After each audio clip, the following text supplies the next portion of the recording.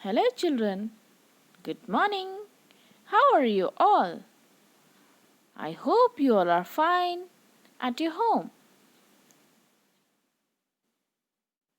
Previously, we have finished the poem The Lazy Frog.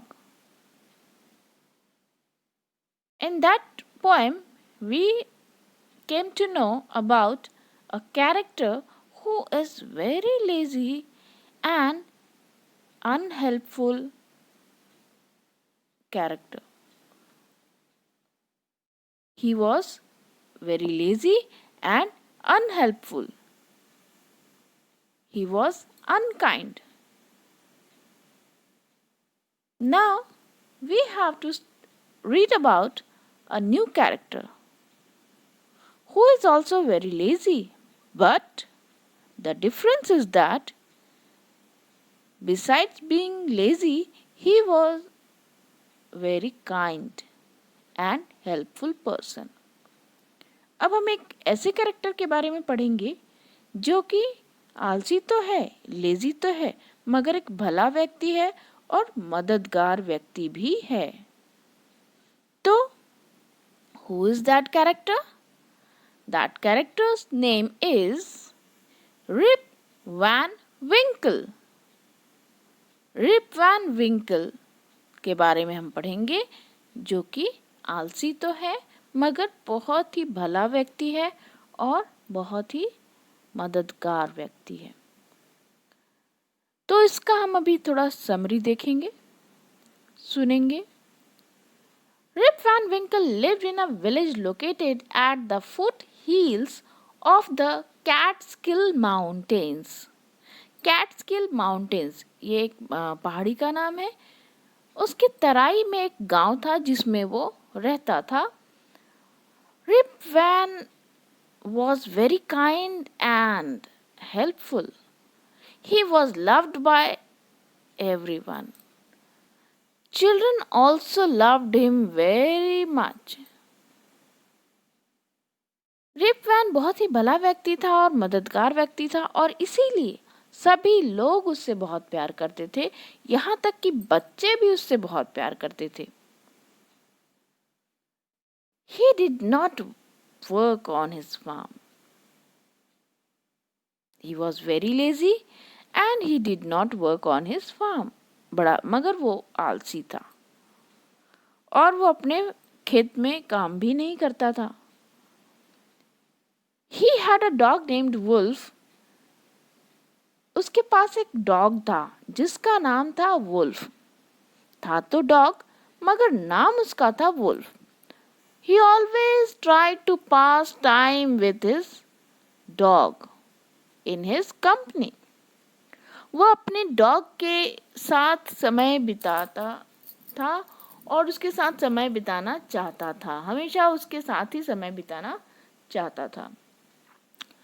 One day Rip went to a highest part of the mountains. वो एक दिन rib उन पहाड़ियों की ऊंचे शिखर पर गया. ऊंचाई, शिखर यानी चोटी, ऊंचाई. As he was tired, he lay down and began daydreaming. अब उतनी ऊंचाई पर चढ़ने के बाद तो वो थक गया था. तो थक जाने के बाद क्या हो गया कि उसको नींद आ गई. उसको नींद आ गई और वो नींद में सपने देखने लगा. Soon it was evening. All of a sudden, he heard a voice calling his name. जल्दी ही शाम हो गई और अचानक से उसने एक आवाज सुनी जो उसका नाम ले रहा था. उस आवाज में उसको अपना नाम सुनाई दिया. He looked around and saw an old man. उसने चारों तरफ देखा तो उसने देखा कि एक बूढ़ा आदमी है और the old man had a barrel. Old man ने क्या लिया हुआ था? एक लकड़ी का कंटेनर लिया हुआ था. बैरल यानी ड्रम टाइप का एक लकड़ी का कंटेनर था उसके पास. Rip went to him to help him. The old man caught his hand tightly Rip उसके पास गया कि भाई बेचारा बूढ़ा व्यक्ति है, उसकी बैरल को वो कहीं ले जा रहा है तो मैं उसकी मदद कर देता हूँ, ये सोच के वो उसके पास जाता है। जब वो उसके पास जाता है तो वो ओल्ड मैन क्या करता है, उसके हाथ को कस के पकड़ लेता है। Together they went to a place. There they found odd-looking men playing ninepins. They all were silent and serious. दोनों फिर एक जगह पहुंचे। वहाँ पर उन्होंने क्या देखा, उन्होंने बड़े ही अजीब से दिखने वाले लोग देखे। ऑड मतलब जो थोड़े अलग दिखते हों, ऑड यानी जो अलग हों, बाकियों से अलग हों। तो वो लोग क्या कर रहे थे, वो लोग 9 पिन्स खेल रहे थे। एक गेम होता है जिसमें ऐसे पिन्स रखे होते हैं, उनको बॉल से मार के गिराना होता है।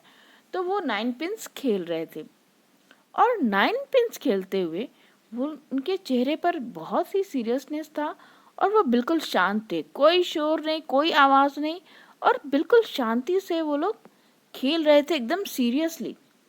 ये थोड़ी अजीब सी बात थी, क्योंकि आप लोग जब खेलते हैं तो एकदम साइलेंस तो नहीं होता है, आप लोग आवाज़ें करते हैं, एक दूसरे को मोटिवेट करते हैं कि ऐसे करो वैसे करो, ऐसा होता है ना गेम खेलते समय। और गेम खेलते समय हमारे हमारे चेहरे पर एक खुशी भी होती है, हम उतने सीरियसली फेस पे उतना सीरियसनेस नहीं होता, हम उस समय खुश होते हैं, हमारे चेहरे पर हैप्पीनेस होती है। मगर यहाँ ये बड़ी अजीब बात थी कि उनके चेहरे पर बहुत ही सीरियसनेस था और वो सब के सब एकदम शांत थे। Rip and the old man came close to them. On seeing them, they stopped playing. They stared at Rip, and Rip got afraid. वो लोग उसके पास पहुंचे और उन्हें देखने के बाद उन लोगों ने खेलना बंद कर दिया, क्योंकि रिप उनके जैसा नहीं था, तो उसे देख के उन लोगों ने खेलना बंद कर दिया और उसे घूरने लगे। अब जब कोई आपको घूरेगा तो आप भी डर जाएंगे, भाई ये ऐसे हमें क्यों घूर रहा है। तो रिप जो है उनको ऐसे घूरता हुआ देखकर डर गया। Rip got afraid. The old man gave him water to drink. अब डर गया तो उन लोगों ने उसे, ओल्ड मैन ने उसे पानी दिया पीने के लिए। डरा हुआ था बेचारा, वो उसने पी लिया पानी।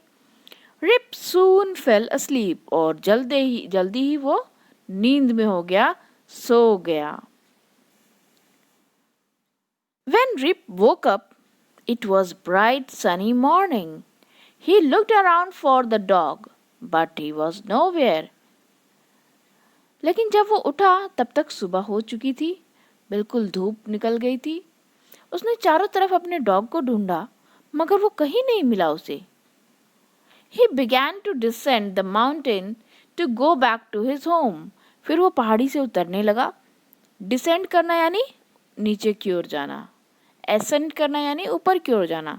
तो वो डिसेंड करने लगा, माउंटेन से नीचे की ओर आने लगा अपने गांव में जाने के लिए, क्योंकि गांव तो उसके तराई में था, नीचे था।